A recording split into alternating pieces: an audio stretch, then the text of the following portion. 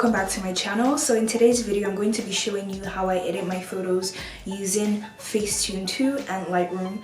For the first picture I'm going to be using a selfie. I believe FACETUNE is good for portraits, selfies, and just pictures that have to do with your face. I'm going to be using a selfie for FACETUNE and then a full body picture for Lightroom. I also believe that FACETUNE is good for beauty bloggers, makeup artists, and those who focus more on the face. So I have my phone here. This is where I'm going to be editing my pictures and showing you guys as well how I edit my pictures. Fun fact, I've been taking my pictures on my phone or with my phone. I've been taking my pictures with my phone for I think 2 years now. If you know, my camera broke and I haven't been able to replace it or get a new one, so I've just been having to work with my phone. So the first thing is to select the photo that you want to edit. For me, I take about 20 to 50 pictures at once, and out of those 50 I select 10 that I could potentially post. So I put those 10 in my favorites, and once it's time to edit I just pick it up from my favorites and go straight to editing. So I'm gonna go to FACETUNE, and as you can see I picked this picture up from my favorites, so that's what I'm going to be working with.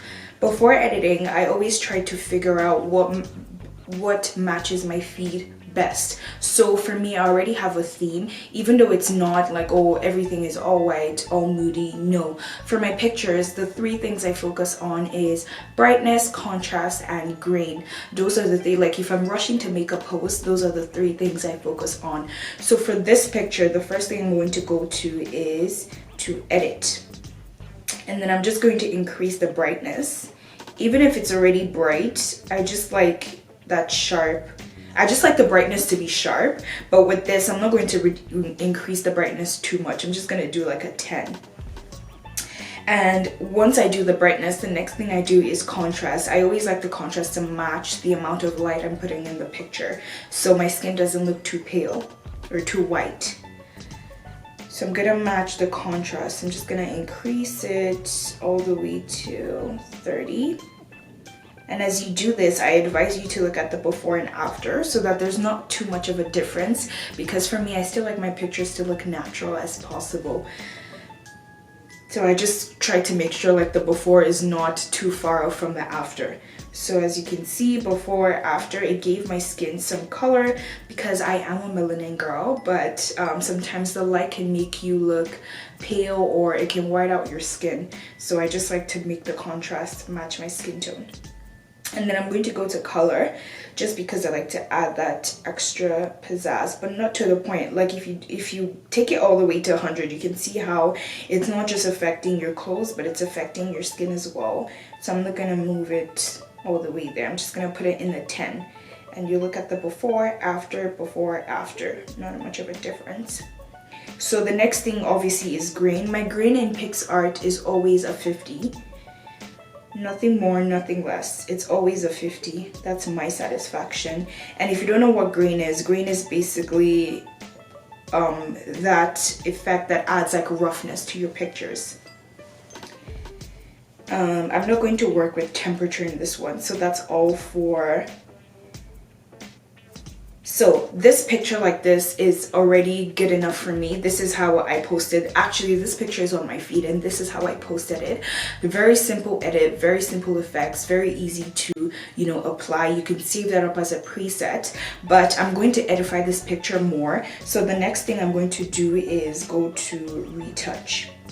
So for this part, it focuses on the skin. This is a part where it's good for makeup artists or beauty bloggers. For me personally, I don't waste too much time in this area. Once I get my brightness, my contrast, and my grain, I move along. But I'm just going to show you how you can edify this picture, especially if you're into portrait edits or you focus more on like posting your portrait pictures or your face pictures or whatnot. So the first thing I'm going to go to is smooth. I'm going to zoom in. You want to zoom into your skin for this one, because if you don't zoom in, you won't know how much effect it has on the picture. So I'm just going to take it from my forehead and swipe along all the way.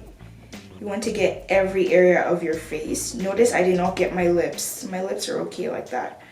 I don't like to do too much. So over the eyelids, over the brows, Like I said, not too much. You zoom out, then you go to your neck, because obviously your skin has to match your neck. And then you go to your neck, you smooth it out, and then your ear.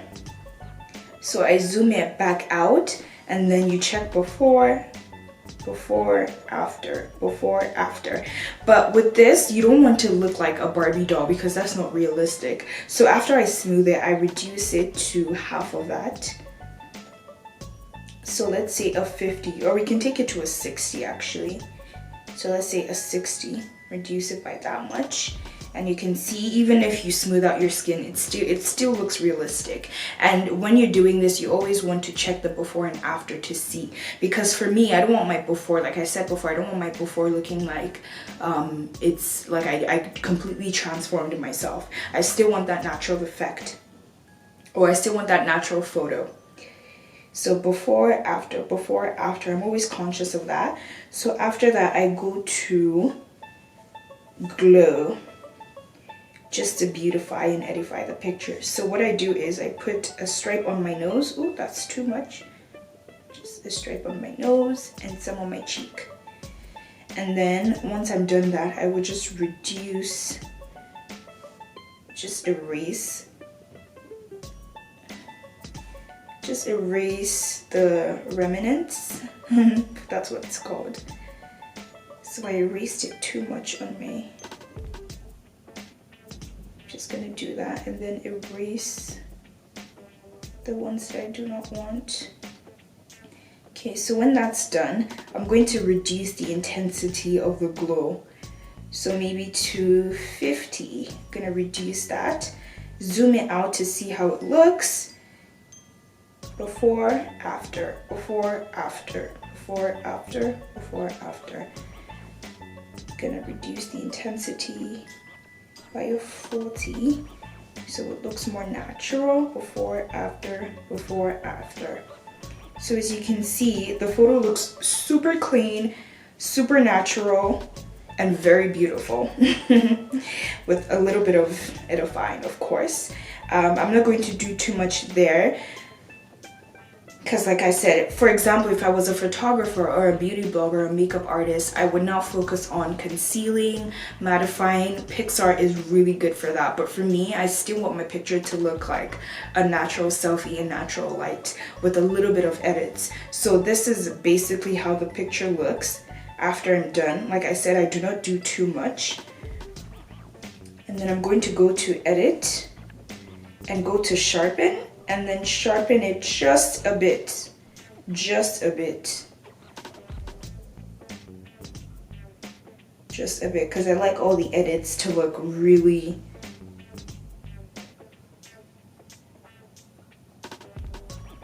I'm going to zoom in so it doesn't look realistic when it doesn't look unrealistic when I finish it up. And then yeah, once I feel that sharpen is good, I'm going to cut, and I will save the picture. And that is it for this picture. Literally, that's all I do. Nothing too serious, nothing too hectic at all. So that is it for my selfie and Facetune. I also use Facetune to edit my full body pictures, but I'm just going to go to Lightroom because Facetune is restrictive when it comes to like lights or the hue or color. So that's why I'm going to go to Lightroom. As similar as these apps can be, they do have like their distinctive features. So for example, Facetune doesn't have the hue where you can like reduce a particular color. Lightroom has that. That is why Lightroom is good for full body pictures and other things. Okay, so now it's time for Lightroom. I'm going to open up the app and then select a photo that I want to edit. I'll go to my camera roll. Let's pick this picture. I actually really like this picture. So the first thing, obviously, or the first three things that I mentioned are my light, my contrast, and my grain. So I'm going to go to light first and just increase my exposure because I want every feature to be noticed, every single feature. So let's do, The only thing that confuses me with Lightroom is like I don't see the before and after as much as I do in FaceTune. FaceTune is pretty obvious, but Lightroom is like I have to zoom it in before I actually see what I'm doing. But we're going to work with that. So obviously increase the contrast to match that. I'm going to increase the contrast with the same number as the thing. So I zoom in just to see what the difference is. Before, after. Not much of a difference. What did I do? Oh, let's take that back. So the highlight,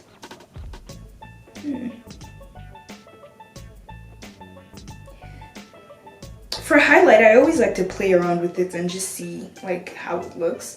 But I think I'm just going to reduce the highlight by, let's say 20. Before, after. Okay, so that's done. So all that's done, I'm going to go to color. Of course, this is where you can play with the colors. You can reduce the hue of like the reds, the blues, and whatever color you have going on. So with this picture, one thing I noticed from this picture, you can see that the glass has that tint of blue, and there's some green obviously on the grass, and also the color of the sky as well. So those are the things you have to take into consideration. It's like, what colors do you have going on in the picture? So the first thing I'm going to work with is obviously the color of my dress and my shoes, which is, I think it's pink, yeah, pink. So I'm going to increase the color of those because I want it to stand out, right? As you can see, before, after, and then increase the saturation. So what I'm going to do is increase the hue first by 20, and then increase the saturation. Saturation basically like gives it more pizzazz. Look, it can literally turn the dress from pink to red. But I'm not gonna do that. I don't want to do that, should I? If you're looking to change the color of the dress, that's what it does. Look, the dress was dull before and now it gave it life. But I'm gonna reduce it actually, let's say to 50.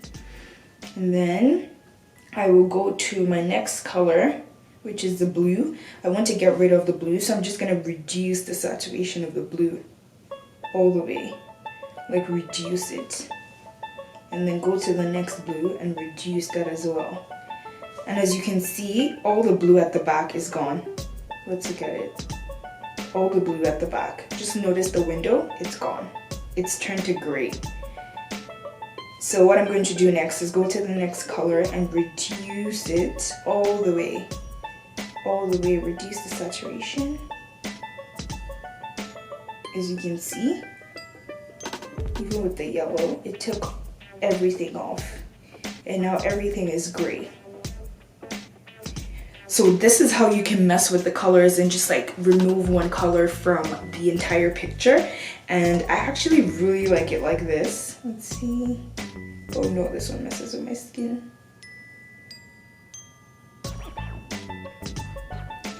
If I wanted like a neutral background, but I still wanted to look to pop, then I would do this. Click done.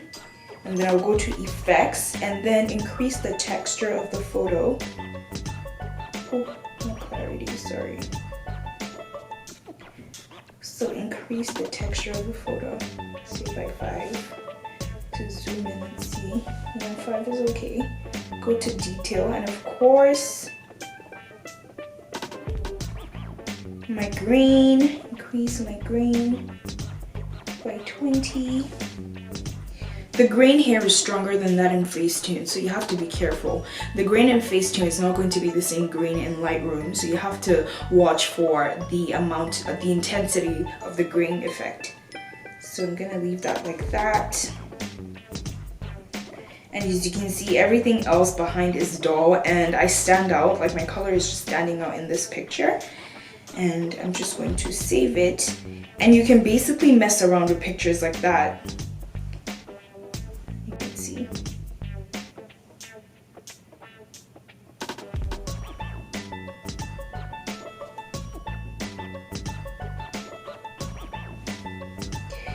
And then let's see if we can take another picture.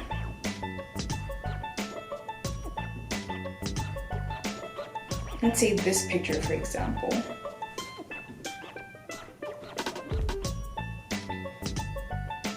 Let's go to color. Let's mess around with the colors. See, if I wanted to reduce the intensity of that green, I would just reduce the saturation. Go to the yellow, reduce the yellow. It depends on how your feed looks. If your feed has less color, then you want to work with like reducing the saturation of the colors. But if your feed has more color, then you can increase the saturation of your colors. So like this, and then reduce the blue as well. So everything looks gray, and you just have the pants. Reduce the other blue. As you can see, everything else is gray. And then you just have the shoes, and then I'll reduce the orange as well. Ooh. And you could just mess around with the colors like that. Look at how that looks. But because I want the color in, I'm just gonna increase this like that. And just mess around with it. That's the thing with Lightroom. There's so much you can experiment with. So I never have like a fixed preset. I just go in and like look for what I want. My theme on Instagram, for example, is just very natural, like picture gallery or photo gallery. That's what my feed looks like to me, at least. So I don't really care for too much color, not too much color. One thing that is predominant, however, is that my background has to be very neutral so that everything can sink into place. But that's pretty much it. When I go to Lightroom, I don't really have like a fixed preset. As my content creating journey continues to develop, I will go into like making presets, and just instead of like going to experiment every time and wasting so much time, I would look at like making presets and finding that predominant edit that works for me. But for now, I just like to experiment when it comes to Lightroom.